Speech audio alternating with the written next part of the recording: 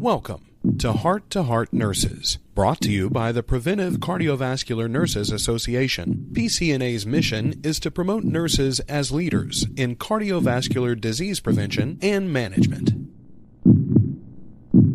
I'd like to welcome our audience today where we're going to be speaking with Dr. Sorajja about arrhythmias, and I'm hoping you can introduce yourself to our audience. Sure.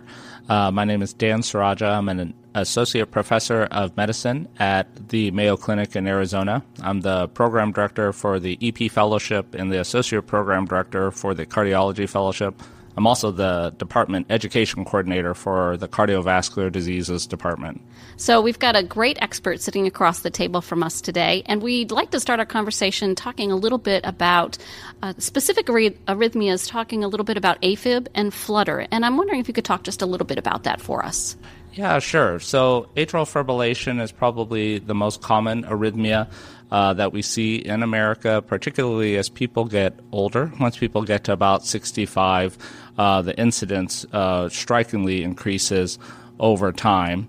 With atrial fibrillation and atrial flutter, they're basically closely related cousins. They typically hang out together.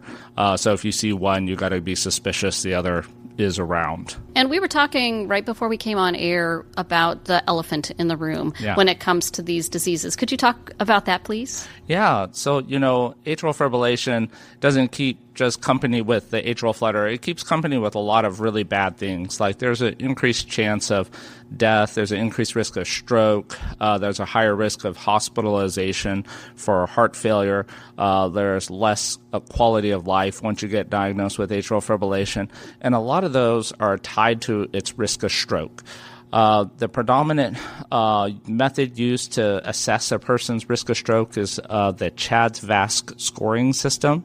That's comprised of a lot of components, mainly heart failure, really systolic heart failure, like ejection fraction under 40%, or being hospitalized for heart failure, even if it was diastolic heart failure in the past 6 months.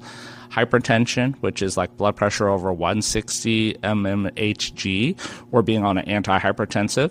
Age, you get a point for that. If it's 65 years old, you get 2 points if it's 75.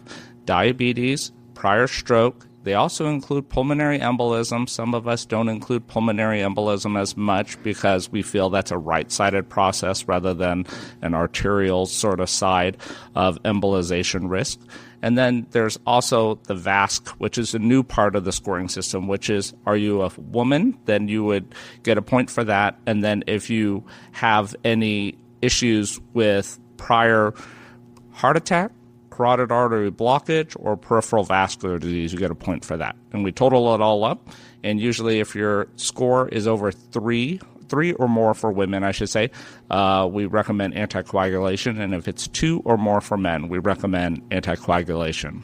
So there's a lot of components that go into the actual diagnosis of this. And I'm hoping you might enlighten our audience as to how you work with patients to understand that risk and that need for anticoagulation.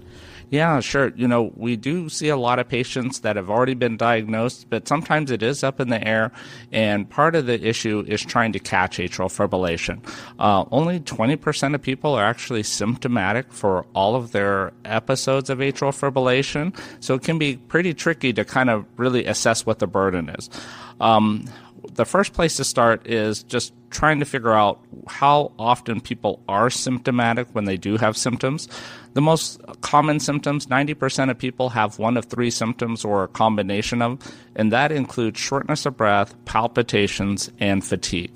So when you get people's frequency of symptoms, what the next step is to do a monitor that is going to catch at least 2 to 4 episodes of that. So if they're having episodes about once a week, you don't want to do a monitor for one day and say, okay, it wasn't there, he doesn't have it or she doesn't have it. You want to basically try to cast a net that is 2 to 4 times that. So that'd be like a 2-week monitor or a 4-week monitor.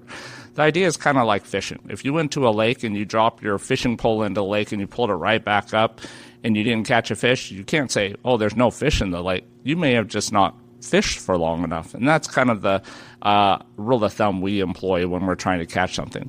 Now, if people don't have symptoms, that's a little trickier.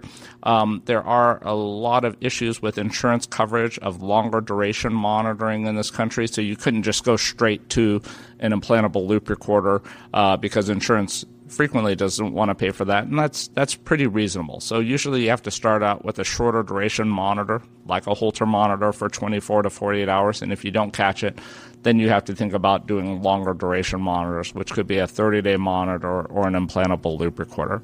They do have this old study where they compared basically the stepwise capture of atrial fibrillation that was asymptomatic, and by and far and large, the implantable loop recorder was way better than going through a Holter monitor, then an event recorder, and all of the steps in between. So it was about 70% yield using an implantable loop recorder. And those implantable loop recorders, they're quite a bit smaller than the old days. In the old days, they used to be the size of a Bic lighter, if you remember what those used to look like. But now they're about the size of a AAA battery cut vertically into a third. So we inject a third of that under the skin. It's able to monitor for 2 to 4 years of this rhythm. We follow it on a monthly basis in our device clinic at Mayo Clinic. And once it finds the rhythm, we can take it out. That procedure takes about 8 minutes to put in, takes about 10 minutes to pull out, and it's a nice non-invasive way for people to go about their business without having to be hooked up to a bunch of wires or a patch system. So one of the key factors that we talked about was age, getting a point on the CHADS VAS score of 1 if you were over 65, 2 if you were over 75. Right. And you also talked about symptomology, including shortness of breath and fatigue. So I suspect that many of patients who are actually may be experiencing AFib are attributing that to simply getting older. Yeah, that is very common, and that can make it pretty tricky because, like you said, the Venn diagram of being old and getting atrial fibrillation, they overlap to a large degree. And, you also run into people who just don't want additional treatment. There is this inertia where, you'll meet patients and they'll say, well, I'm already on a lot of stuff. Do I really want to take more medications to address this thing that you're talking about? And like I said, there's a risk of mortality, there's a risk of stroke, there's a risk of hospitalization, lower quality of life. So when you present the data that way, people are more likely to be like, okay, yeah, let's go out and find this and treat this so I can live this, be with my wife, my spouse, my grandkids and whatnot. People always have something to live for to a large extent. And working it up is definitely in everyone's best interest. So we're going to take a quick break and we will be right back. For more education, resources, and tools for your clinical practice, visit pcna.net. You'll find CE courses, patient handouts, and more, all free to access. Visit pcna.net. We're back talking about arrhythmias, and we're going to shift just a little bit from atrial fibrillation to some of the more rare arrhythmias that we might suspect or see in practice. Could you tell us a little bit more about those? Yeah, there's a ton of rare arrhythmias, and certainly there are certain ones that we don't want people to miss, and probably the most common one we don't want people to miss is long QT, and that's where the QT prolongation is over 500 milliseconds, and that's something that's easy to pick up on an ECG. For the most part, the computer does a pretty good job of measuring the QT interval, but we always recommend manually rechecking it if the computer seems a little bit off. But there are a number of patients who have congenital long QT syndrome, and they may have a normal ECG, and it's only under certain conditions that their QT interval prolongs. For instance, the long QT type 1, which is probably the most common congenital arrhythmia. When people have extra adrenaline, usually due to exercise or some arousal of some sort, it can really push out that QT interval, and that's when they're at risk to get PVCs and such during the repolarization of the heart, and then that's what puts them into that dangerous polymorphic VT or torsade de pointe. That is something that we want people to be able to recognize, but the ECG abnormality isn't always there. So if you see it on an ECG and it's pretty definitive and you look back with your 20/20 hindsight and you see one that may be kindly prolonged, don't beat yourself up over that. That's just something that happens, and sometimes you just have to be looking at the right time to see what you need to see. And when we find these rare arrhythmias in clinical practice, what should our next steps be? Or if we suspect them and haven't seen them yet? Yeah, I think it's very reasonable to refer people on to an expert in that field. For long QT type 1, you can put people on a beta blocker, and non-selective beta blockers are better than like metoprolol. So we would recommend nadolol or propranolol and then send them on their way to see an electrophysiologist or a congenital arrhythmia specialist.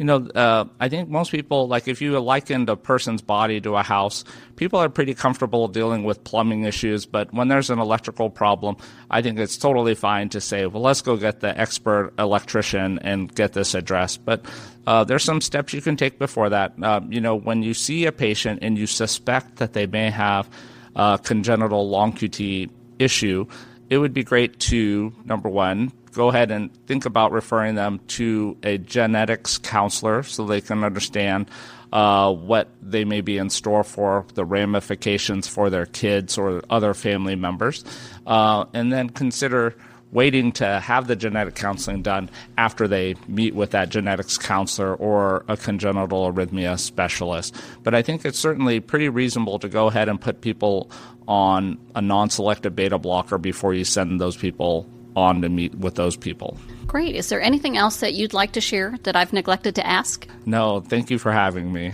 It's been a delight to speak with you today. I'm your host, Geraldine Warfield, and we will see you next time. Thank you for listening to Heart Nurses. We invite you to visit pcna.net for clinical resources, continuing education, and much more.